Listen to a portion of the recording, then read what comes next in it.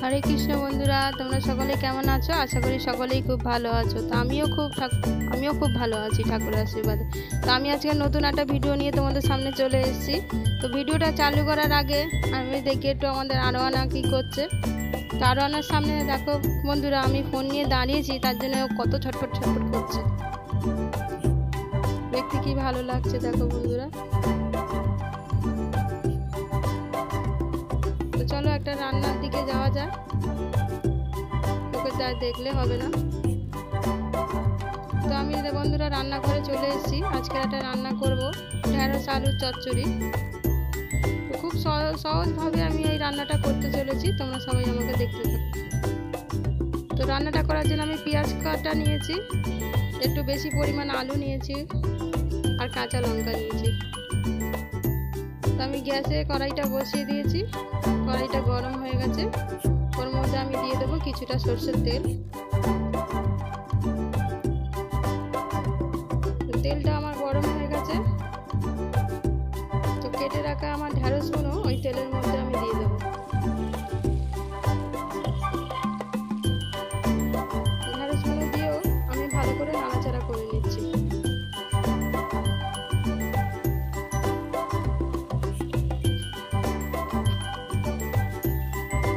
তো দিয়ে দিলাম ওর মধ্যে নুন আর হলুদ। নুন হলুদটা দিয়ে ভালোভাবে নাড়াচাড়া করে যাতে ওতে ভালোভাবে নুন হলুদটা লেগে যায়। তো ভালো করে আমি নাড়াচাড়া করে বন্ধুরা একটু ঢাকা দিয়ে রেখে দেবো। তো আমি ঢেঁড়সটা ওখানে ঢাকা দিয়ে রেখেছি। করে নিচ্ছি একটু মশলাতে নিয়েছি আমি 2 চামচ সর্ষে জলে ভিজিয়ে রেখেছিলাম, আর কটা কাঁচা লঙ্কা, অল্প পরিমাণ নুন আর একটু জল। তো এতে আমি একটু মশলা করে নিই। তো আমার মশলা করা হয়ে গেছে বন্ধুরা, আমার ঢেঁড়সটাও ভাজা হয়ে গেছে। আমি ঢেঁড়সটা এবার নামিয়ে নেব। ঢেঁড়সটা নামিয়ে দিয়েছি। ওই কড়াতে আরও একটু আমি তেল দিয়ে দিলাম। তো তেলের মধ্যে দিয়ে দিলাম একটু কালো জিরে। তো কালো জিরেটা একটু আমি হাতে খুন্তির সাহায্যে একটু নাড়াচাড়া করে নিচ্ছি। দিয়ে দিলাম আগে থেকে কেটে রাখা পেঁয়াজগুলো। পেঁয়াজটা দিয়েও আবার ভালো করে আমি নাড়াচাড়া করে নিচ্ছি।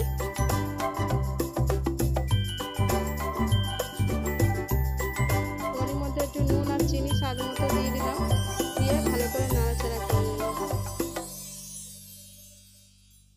আমার নতুন বন্ধুরা যারা আমার চ্যানেলটাকে এখনো সাবস্ক্রাইব করোনি, অবশ্যই একটু সাবস্ক্রাইব করে দিও, আমার পাশে থেকো। তো আমি কেটে রাখা আলুগুলো ওই পেঁয়াজের মধ্যে দিয়ে দিচ্ছি। তো সব কটা উপকরণ আমি ভালো করে একটু নেড়ে চেড়ে ভালো করে ভেজে নেব।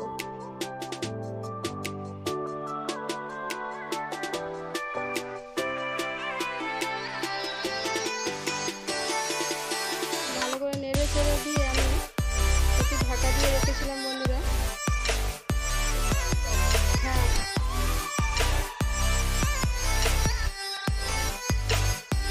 আমার আলুটা ভাজা ভাজা হয়ে গেছে। এর মধ্যে আমি দিয়ে দিচ্ছি একটু হলুদ গুঁড়ো আর লঙ্কা গুঁড়ো 1/2 চামচ করে।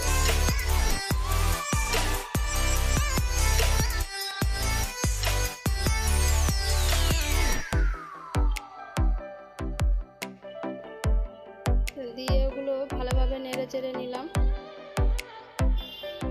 ভালোভাবে নেড়ে চেড়ে নেওয়ার পরে বন্ধুরা আগে থেকে যে আমি সর্ষেটা বেটে রেখেছিলাম, সর্ষে কাঁচা লঙ্কা, ওই মশলাটাও আমি ওতে দিয়ে দিচ্ছি।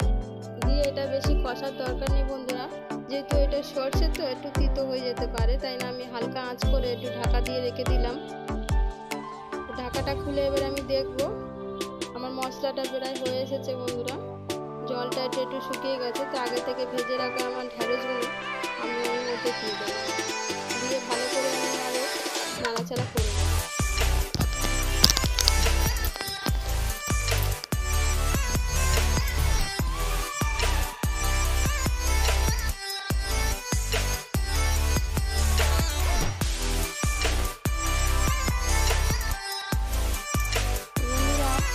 যেহেতু আমি একটা হাতে ফোন ধরে রয়েছি, ওই জন্য আমার নাড়াচাড়া করতে একটু অসুবিধা হচ্ছে।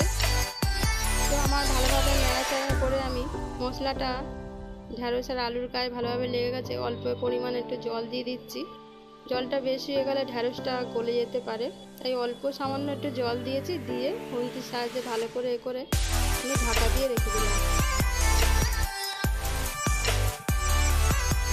এবারে আমার ঢ্যাঁড়স চচ্চড়িটা রেডি হয়ে গেছে। তো নামাবার আগে আমি একটু কাঁচা তেল দিয়ে দেবো, কয়েকটা কাঁচা লঙ্কা আমি চালা করে রেখেছিলাম এগুলোকে দিয়ে দেবো। বন্ধুরা আমার চচ্চড়িটা কিন্তু হয়ে গেছে, অন্য একটা জায়গা ঢেলে নেব। তো খুব সহজভাবে আমি ঢ্যাঁড়স আলুর চচ্চড়িটা করলাম বন্ধুরা, তোমরা তো দেখতেই পেলে। এরমভাবে একবার সহজভাবে ঢ্যাঁড়স চচ্চড়িটা করে খেয়ে দেখবি, খুব ভালো লাগবে। তো আমার ভিডিওগুলো যদি তোমাদের ভালো লেগে থাকে বন্ধুরা, অবশ্যই আমাকে একটা লাইক করে দেবে